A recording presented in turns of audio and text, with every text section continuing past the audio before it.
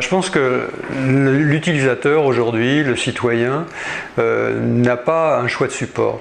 Il va suivre un événement sur différents supports, en fonction d'abord des moments de la journée, de ses usages, et en fonction de ce qu'il en attend, c'est-à-dire quelque chose éventuellement de très rapide, de très succinct sur un support tel qu'un mobile, et puis en même temps ça ne l'empêche pas de rechercher quelque chose de très approfondi, y compris sur l'imprimé.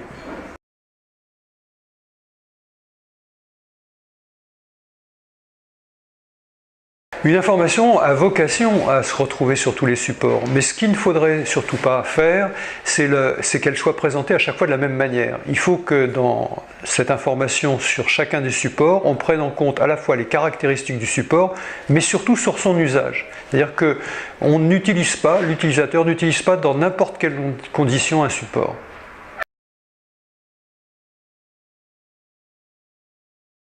Je pense que ce qui est assez intéressant, c'est de voir qu'on a aujourd'hui des acteurs qui apparaissent qui n'ont pas je dirais à la fois ce handicap ou cette pesanteur de venir de médias traditionnels. Et là, on voit ce qu'on appelle des pure players qui se développent.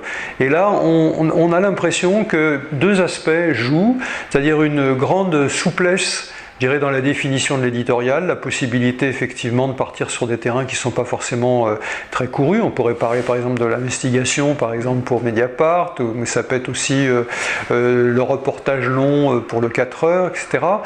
Donc à la fois cette